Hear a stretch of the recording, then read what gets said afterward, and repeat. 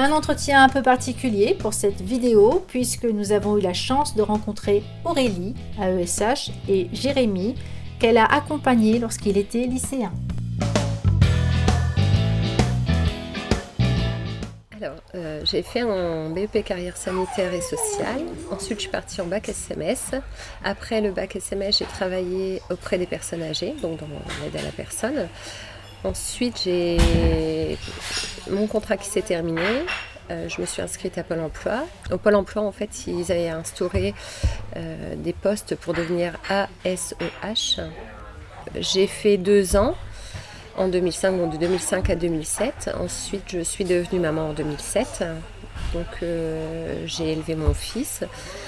Ensuite, j'ai changé de parcours. J'étais enquêtrice. Et ensuite, j'ai repostulé pour être AESH, là. Donc, accompagnant d'enfants en situation de handicap. J'ai commencé en 2011 jusqu'en 2013. Mon contrat s'est terminé parce qu'il n'y avait plus de budget. J'en ai profité en fait pour pouvoir me former pour être AMP, aide médico-psychologique. Donc j'ai fait cette formation, j'ai obtenu mon diplôme en 2015. J'ai rappelé mon ancien employeur pour lui dire que j'étais disponible, ma formation était terminée. J'ai été placée sur le poste en fait pour accompagner Jérémy. Donc j'ai commencé en 2014, en décembre 2014, et jusqu'à aujourd'hui en fait je suis AESH.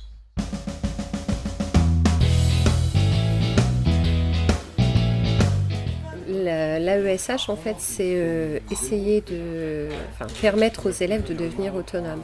Donc, mettre en place des choses et tout ça. Après, ça dépend aussi un peu des établissements dans lesquels on est, avec qui on travaille. En primaire, c'est plus facile entre guillemets parce que l'élève il est dans l'apprentissage en primaire. Donc on discute avec l'institutrice des activités qu'elle va faire et tout ça, qu'elle va mettre en place.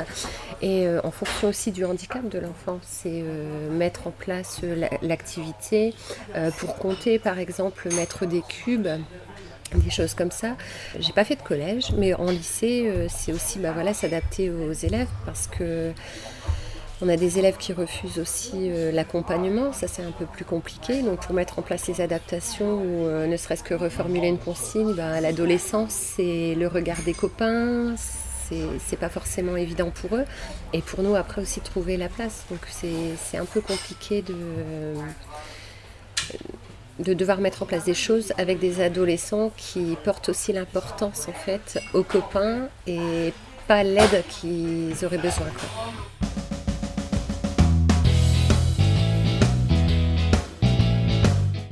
Au lycée, j'avais donc Jérémy et puis j'avais 2 autres élèves. Avec un élève, c'est vrai que c'était un peu particulier parce que c'était prêter attention en fait au regard des copains et puis parfois elle te dit les réponses alors que non, parfois dans la reformulation on est obligé de trouver une méthode en fait pour l'amener en fait à trouver. Donc c'était un peu compliqué avec lui et j'ai une fille aussi. Donc les filles c'est un peu plus réservé, oui, elle va écouter, dire, mais voilà quoi, c'était un peu compliqué. Mais on a fini par y arriver quoi, donc l'adaptation, ça a été. Puis après, c'était avec Jérémy au lycée, et là, ça a été très bien.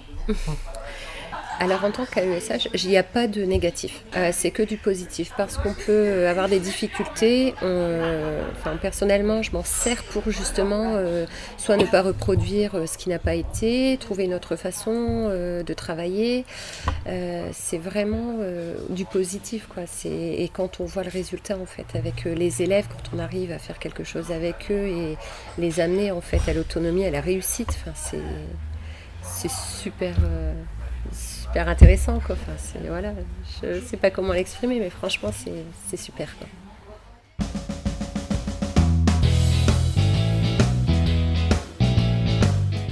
Peut-être dans certains établissements le fait de ne pas être intégré à l'équipe éducative.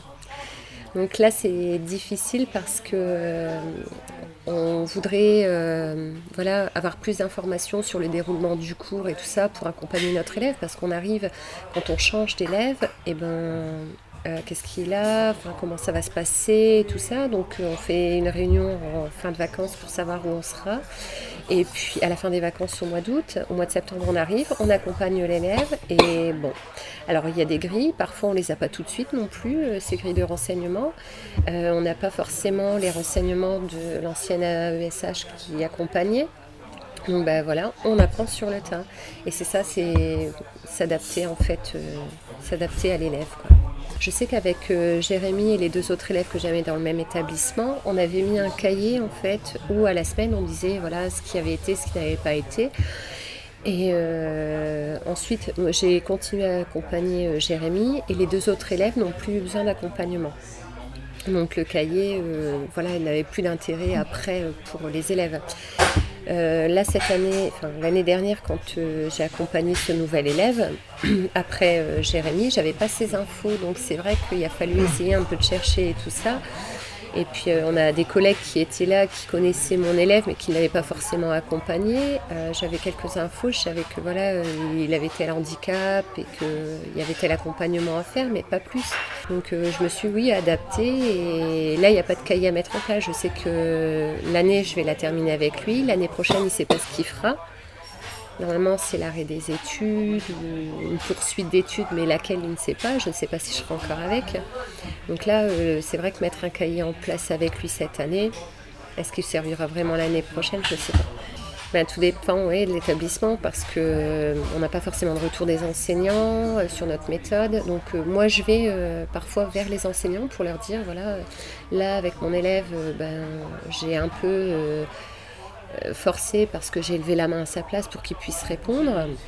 Donc voilà, j'ai pas réellement de retour en fait sur ce que je peux apporter à l'élève par rapport au cours et tout ça. L'élève après, parfois ça peut le gêner aussi que je lève la main, mais je lui explique aussi pourquoi je suis dans cette démarche de lui faire prendre la parole et tout ça, parce que c'est pour lui aussi plus tard. J'ai toujours été conviée aux ESS, donc tout le temps en lycée. J'ai assisté donc à toutes les ESS où on expliquait, je devais expliquer moi ce que je faisais avec l'élève, l'accompagnement, à quel moment précis aussi j'intervenais plus, voilà ces choses-là, mais on avait la parole, donc les enseignants expliquaient. Quand c'était mon tour, j'expliquais aussi mon rôle.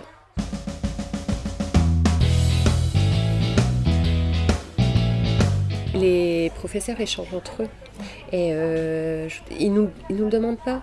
Donc c'est plus, je vous dis, moi qui vais demander des renseignements ou quoi, ou parfois ça m'arrive aussi, j'ai pas la science infuse, donc je demande aussi pour certaines choses parce que je comprends pas et je lui dis est-ce qu'il serait possible de revenir sur telle chose avec mon élève parce que moi j'ai pas forcément compris ou j'ai peur de lui expliquer de me tromper quoi, donc là ils interviennent, mais sinon pas forcément.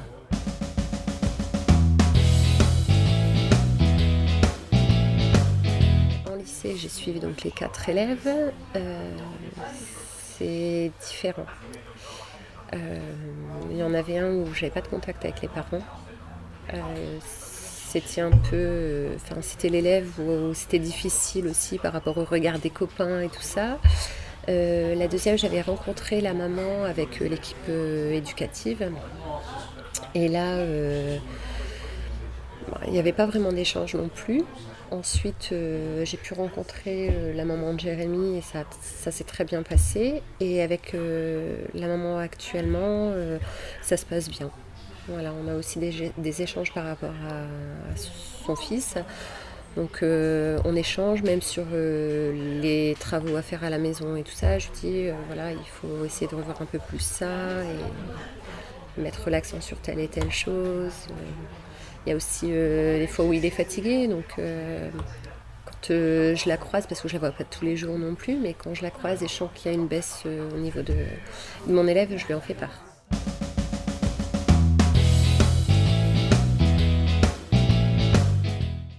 La primaire, j'ai commencé à être ASEH avec un élève qui avait des problèmes de comportement. Donc là, c'est un peu difficile parce que on est mordu, on est frappé, il fait des crises en classe.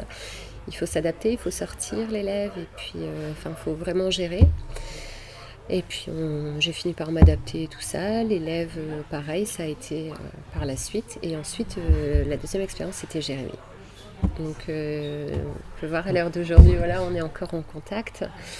Ça a été quelqu'un qui a réussi parce que c'est quelqu'un de volontaire. Donc quand on travaille avec quelqu'un qui a aussi envie, c'est important parce qu'on se dit il a envie, moi j'ai envie en fait aussi de l'amener à la réussite et à l'autonomie.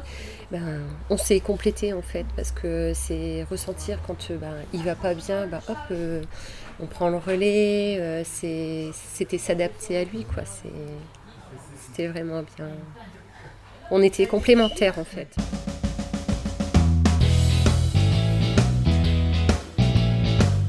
Savoir aussi prendre des initiatives sans dépasser le cadre légal bien sûr, s'adapter à l'élève, être calme, patiente.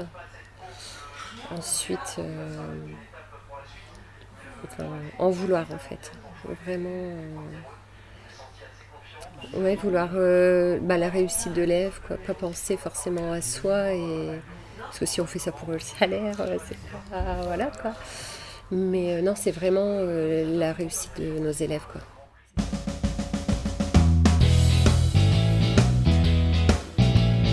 Donc j'ai fait un brevet des collèges normal. Ensuite j'ai été dans un lycée faire un bac pro accueil que j'ai obtenu avec mention bien. Et ensuite je me suis orienté vers un BTS assistant de gestion PME-PMI à référentiel commun européen que j'ai obtenu en 2018. Maintenant je suis à la recherche d'un travail.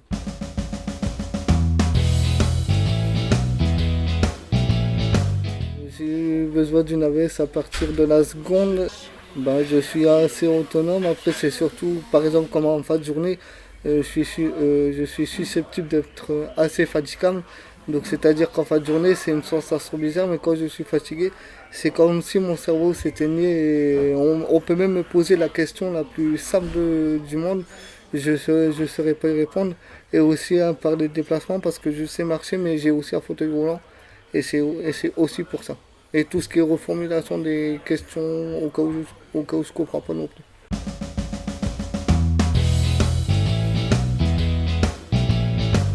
C'est qu'elle puisse m'aider aussi par exemple, à descendre le fauteuil de ma voiture, m'aider en cas de besoin de mieux comprendre les questions qui m'étaient posées pendant les exercices ou les contrôles. Et aussi en fin de journée, si j'étais trop fatigué, c'était de prendre le relais pour taper des cours sur le PC. Et pour le repas aussi, porter mon plateau, parce qu'avec ma main gauche, j'ai quelques difficultés.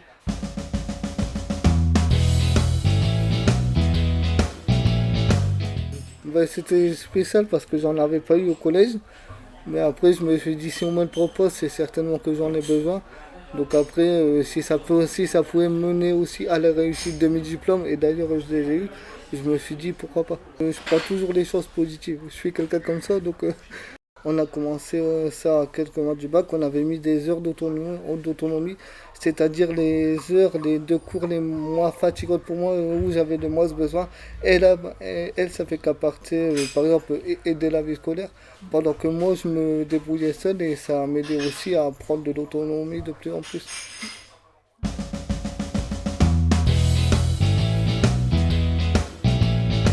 Elles étaient plutôt bonnes parce que, par exemple, comme Aurélie, elle était assez appréciée des élèves, voire même beaucoup. Pareil pour mon ancien AVS aussi. Après, j'ai juste eu en seconde, il y avait un petit brigand de la classe qui, lui, pensait qu'elle était là pour me donner des réponses au contrôle, tout ça, alors que c'est pas du tout le but. Mais mis à part ça, c'est toujours très bien passé avec les élèves.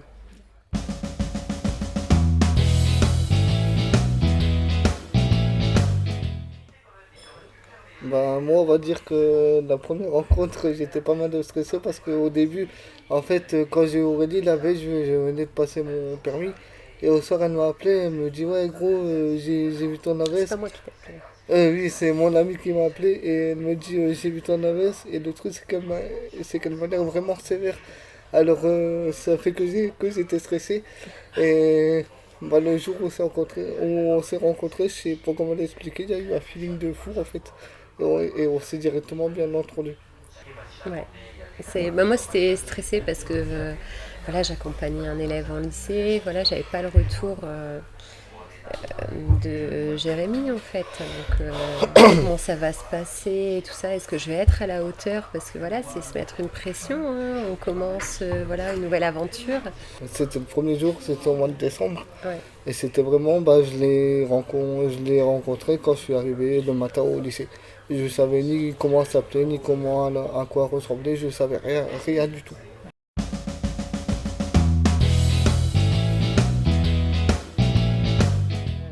Jérémy m'a montré en fait qu'on pouvait toujours y arriver. Il y a toujours ce côté où il faut y aller, il faut y aller. Alors j'étais déjà un peu comme ça à la base, mais là c'était vraiment il faut y arriver.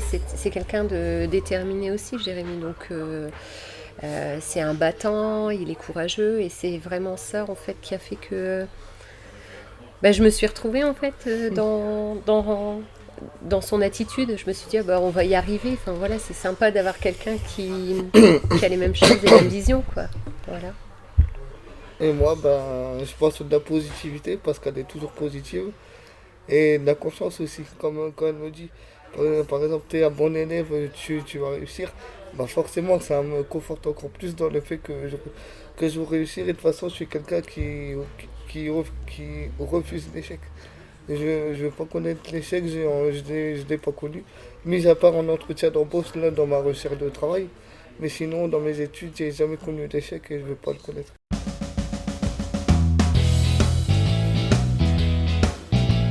Après les études, on a quand même continué nos vies, mais on avait pris contact en fait sur un réseau social. Donc on avait quand même un peu...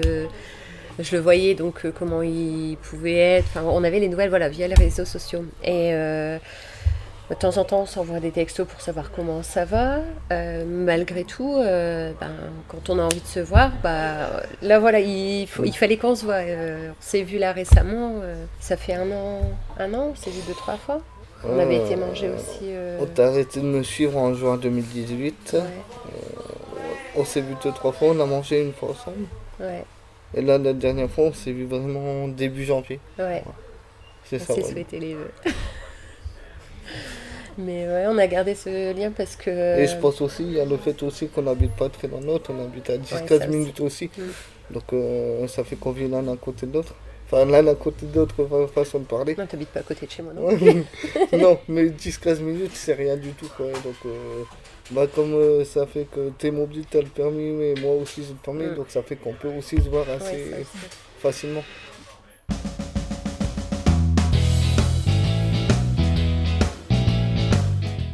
Je pense qu'il faut être à l'écoute de l'élève, toujours avoir une mentalité positive, parce que comme on dit, le positif attire le positif.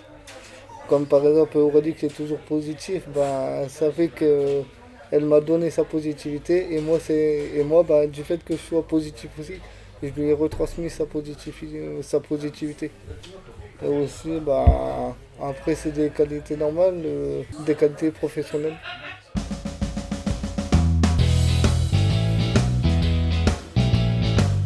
Ce serait les faire passer à temps plein. Parce que quand on a plusieurs élèves à accompagner, t'as eu ça aussi, quand on était des AESH à te suivre, c'est pas facile. Parce qu'on va faire 2 heures de français lundi, 2 heures de maths, et puis on revient le mercredi, alors que le mardi il y aurait eu 2 heures de français aussi de maths. On a loupé en fait des cours. Donc pour continuer à accompagner, c'est important aussi qu'on puisse suivre tous les cours en général, quoi. Donc c'est vraiment important d'écouter aussi les demandes des AESH, le fait de suivre l'élève, pas en mettre 8. Quand même 60 heures. Que dire de cette formation? Ça peut être intéressant. Je les ai suivis il y a très très longtemps. Toute formation est bonne à prendre, hein, parce qu'on découvre toujours des choses. Après, c'est vraiment s'adapter sur le terrain. Donc, moi, ce qui m'intéresserait aussi, c'est ce qui est l'inspecteur ou je ne sais pas, quelqu'un, le ministre, pourquoi pas, qui vienne avec nous sur le terrain et puis qui fasse ce que nous on fait pour vraiment comprendre nos difficultés. Bon, peut-être pas moi parce que j'ai qu'un élève, étant donné que voilà, c'est un handicap particulier, mais je vois des collègues où ils ont plusieurs élèves à accompagner, voilà, c'est compliqué. On nous dit t'es ESH, t'as les vacances, je suis désolée mais nos vacances elles sont sur notre temps de travail quoi. Donc on a beau avoir nos 2 mois de vacances ou les 15 jours de vacances entre deux, ben oui mais moi les heures que on doit faire pendant les vacances je les fais durant la semaine. Et donc ça il n'y en a pas beaucoup qui le comprennent. Mais bon. Voilà, donc j'espère vraiment une évolution dans notre métier, une reconnaissance quoi. C'est pas un poste, c'est un métier à ESH. Pas moi pour rebondir sur ce qu'elle a dit Aurélie, juste avant d'avoir Aurélie, j'ai eu la première AVS que Aurélie connaît très bien. Et en fait, je l'ai eu en seconde et en fait lui il sortait de l'industrie. Et j'ai eu mon AVS, mais sauf que lui avait pas fait les 60 heures de formation, c'est-à-dire que lui il est arrivé, il connaissait pas. Donc là aussi ça a été intéressant vu que ça a été un vrai échange, il s'adapte à moi, mais moi j'ai dû m'adapter à lui. Je crois qu'il était sorti de l'école depuis pas mal d'années. Et donc du coup on a dû entre guillemets s'apprivoiser si je peux dire ça, je sais pas trop comment le dire. Et c'est surtout aussi avant de mettre un AVS à un élève, c'est aussi le former. Moi ça me dérange pas vu que j'ai beaucoup de tact avec tout le monde.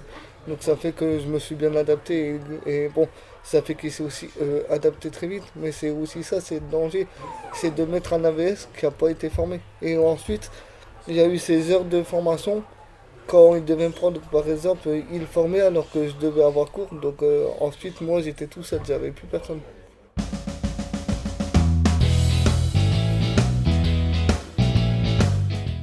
Absent, voilà, l'élève se retrouve sans personne. Et ça c'est dommage parce qu'il est déjà arrivé des fois où après, moi, quand tu as passé ton bac où j'étais en arrêt une semaine parce que voilà. Après il a eu personne. Moi la chance c'était que j'étais très bien intégré dans la classe et que j'avais des amis qui étaient là aussi pour m'aider. Donc ça fait que si tu n'étais pas là, tu savais très bien que par exemple j'avais plusieurs personnes qui s'occupaient de moi. Mais ouais, comme quand j'ai passé mon BTS et que tu as dû être en arrêt, je me suis retrouvé avec une surveillante qui ne me connaissait pas du tout. Et donc là, forcément, ça fait qu'on a plus les repères. C'est ce qu'on disait tout à l'heure, hein, quand on sent le coup de mou, je vais prendre le relais. Voilà. Et, ça, il n'a pas pu l'avoir pendant une semaine parce que j'étais en arrêt. Mais donc, il n'y a pas de personnes en remplacement pour pallier au manque, en fait, c'est ça. Donc, il faut faire des économies, ok, mais au détriment des élèves.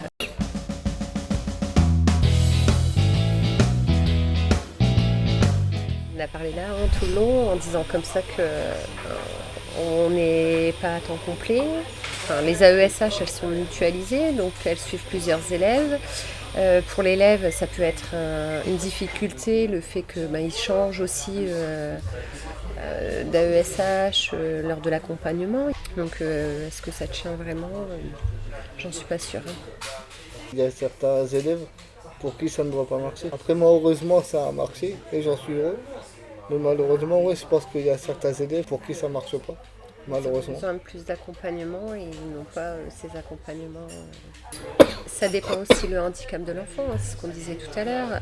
C'est vrai qu'après quand ça relève du domaine médical, voilà, ça dépasse nos compétences. Donc c'est vrai que l'inclusion a ses limites. Ça c'est sûr et certain. On ne peut pas non plus faire plus que notre trame en fait. Merci beaucoup. Merci à vous. Merci de vous. m'avoir interviewé.